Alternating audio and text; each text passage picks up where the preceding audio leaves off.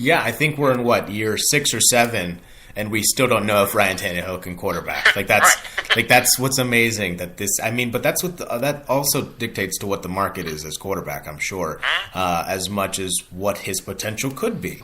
So it's not like they're writing him off just yet. It's just, can he be healthy? Can he be available? And then can the coaching scheme around him be as good as it can, but as good as he has shown before, has shown in previous occasions. He's made the playoffs, I think, 1 or 2 times already in his career, so he can do it. It's just a matter of putting it together.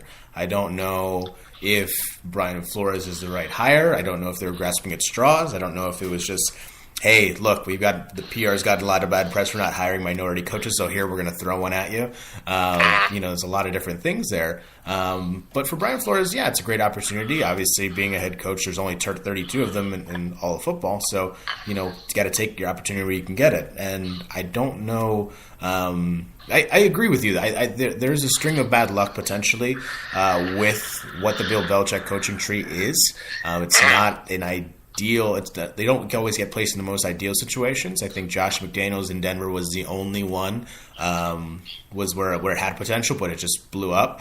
And then everything else, it just seems it's been subpar. But also, I agree, it also might have something to do with the fact that New England is so consistent every year. They've won the division the last 10 seasons, and that's, I think, 10, 11 seasons, which is unprecedented in the NFL by today's standards. Absolutely. Well, and especially considering, didn't Brady miss one of those seasons? Right. Well, that was an 11-5 season. That's the last time they didn't win the division, and so that was 2008. But they still went 11-5, and for some reason, and they didn't make the playoffs. And that was with Matt Castle at quarterback. So that is how good Bill Belichick can coach. Any final thoughts on these coaching hires before we move on to the next topic, Sean? No, I don't think so. I mean, it's. I think it's always exciting to see who goes where. I think there were some surprises. I think there were some long shots this year, and we can all talk about it as much as we want, but until we get into week 1 next season and see how it pans out, who knows?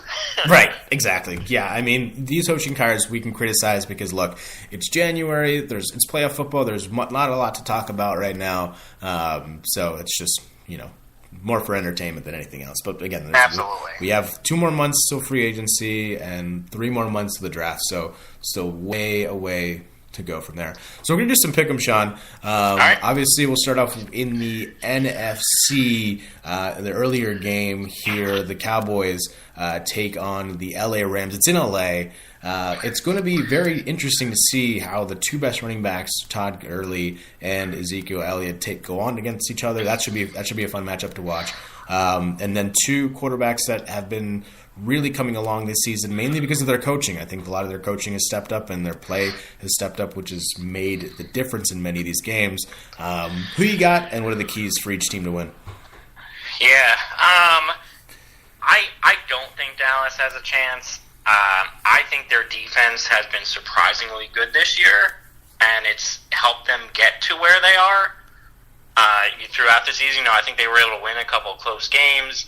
I don't think Dak has played as terribly recently as it looked like he started the season. I think getting Cooper was a huge lift for them. So, I really didn't think Dallas was going anywhere in the beginning of the season. I did finally get on that train and recognize they're a decent football team, but I don't think they're going to beat the Rams. At some point, their run's got to end. I mean, you could make the argument that if Seattle had a kicker in the second half last week, they might not even be playing in this game. And I would have given Seattle a lot more chance to beat the Rams than I would Dallas. So I got to go the Rams. Right. No, I agree. I just don't think that the Cowboys – and by the way, this is the later game. I just realized this. Not the earlier game. But still, it's in L.A. It's going to be a fun time. I think L.A. at home shines under those bright lights in L.A. Jared Goff tears it up. They have Todd Gurley who can move the ball. And in the playoffs, you need a great running game, and they have that. And just the Cowboys, if they are behind in this game, which is possible early, they're not a come-from-behind team. They are, look, we're going to try to go up in the game and try to maintain possession. They are LA Rams are a full touchdown favorite, which goes to show you how much Vegas is impressed with LA this season. So can they do it?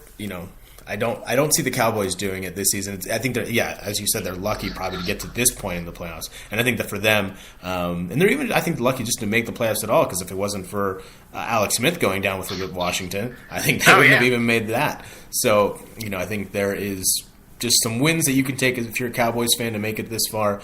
But we've seen what the Rams can do. 7-1 at home. I don't think they'll be able to pull it out. I don't think so. As for the AFC matchup, the Colts and the Chiefs, this is one of the more intriguing matchups because the Colts are coming in 10 out of 11, one of the best teams in the AFC against the Kansas City Chiefs team, who all as well is 7-1 at home and has I believe, the future MVP in Patrick Mahomes. But the Colts have a quarterback as well, a little guy named Andrew Luck, Stanford guy, pretty good. Kansas City's a 5-point favorite at home. Who you got, and what are the keys for each team, do you think, to win? Yeah, this is tough, because if you had asked me 2 weeks ago, I would have said the Colts would not have beaten the Texans, and then they came out and looked really good to start the game and held it. And I was really high on the Texans making some noise. But the Chiefs just look so good. I mean, that offense is stupid good for losing, at the end of the season, arguably one of the top backs in football, and it's like they didn't even notice. They have one of the few productive tight ends this year. They have a creative passing game, and, Andy Reid does all right until it's the Super Bowl, right? Isn't that how it goes? I think so. So, I do like the run Indy went on after a slow start to the season. I like Luck as a quarterback. I'm glad to see he's had a comeback year.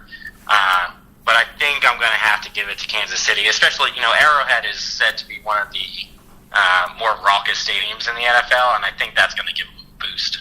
Yeah, it's going to be 33 degrees. It looks like that's the projection for tonight. And Indianapolis is a dome team, so how they handle that cold on the road will play a huge factor in Kansas City. Yes, the running game's going to be huge. Kansas City obviously, lost their running back halfway through the season, but they've gone on to bounce back and have been very successful to this point. A lot of it has to do with Andy Reid trusting Patrick Mahomes and his ability to make the impossible happen, and he's been great at home. I don't see this team producing well. Looks like Sean hung up, so I'm assuming he'll call back in a second. But I don't believe the Colts have much. It's going to be a great game. I think they do have an opportunity. I think if the Colts do what they did against the Texans, how they did, they will be pretty good. And then, hey guys, it's Sean. I'm not here right now, so just leave me a message. Oh, no, looks like you left me a message. All right, so he'll be calling back shortly. Sorry about that, everybody. But for the Colts, I just think that Andrew Luck will be great. I think he'll have a great game. It's just a matter of can that defense stop Patrick Mahomes. I don't know how much of an opportunity that will be for Kansas City at home. I think it's going to be very difficult as we get Sean back. Here we go. Yeah. Hey, everyone, sorry about that. I went to look up a stat, was trying to hold my phone, it slipped, and I just happened to hit end. There you go. It's okay. It happens. It happens to the best of us. But yeah, no, I was just saying Kansas City, they're the best team in the league. They're number one seed for a reason, and I just think Patrick Mahomes, it's going to be a great quarterback duel. I think it's going to be the first to 40 points, to be honest. I think that's the potential it has. Yes. It's just going to be one of the most exciting games, I think, of the playoffs. But I think the Chiefs are going to be very close and come out on top. Now in the AFC on Sunday, you got the Chargers heading to New England to take on the Patriots. The Chargers have won 7 of 8 games at home or away from LA, and then the Patriots are undefeated. Patriots are a 4-point favorite. It's New England in the playoffs. Do they still have it, Sean? Yeah, so Sunday is just a day that's tough for me to pick because I'm picking with my heart, I think, more than history. New England's New England. So, you know what? I'm going to tell you I'm taking the Chargers because I do think it's finally Rivers' chance. I like how they approached the game last week against the Ravens, who had embarrassed them, in my opinion, a couple weeks before, based on how much they were able to shut their offense down. But who knows? The Patriots had a bye week. I'm sure Belichick and Brady figured some unique thing out that no one's ever realized about Phillip Rivers, and they find a way to exploit it. and we're just going to end up with them in the Super Bowl. So I'm taking the Chargers, but I don't know. It's the Patriots. Yeah, and that's the tough thing because this Chargers front line defensively is going to give Tom Brady and that offensive line a very difficult day. Now, as you said, now the Patriots have had a bye week. They've had a chance to heal up. Do they have that playoff magic to get them to yet another AFC Championship game? I think so. It's hard to pick against a Chargers team that looks really good. And had they not been in the same division as the Kansas City Chiefs, they would have been the 1 seed as well. So or a 2 seed at worst. I just think that this is going to be a very exciting game. I think the first to 20 points wins this game. It's not going to be a very exciting game if you're looking for past backyard football. I agree with you. I think my tiebreaker for this game, one of my pick'ems, was 24-20. Oh, there you go. So, yeah, it's just not – yeah, I just don't think it's going to happen.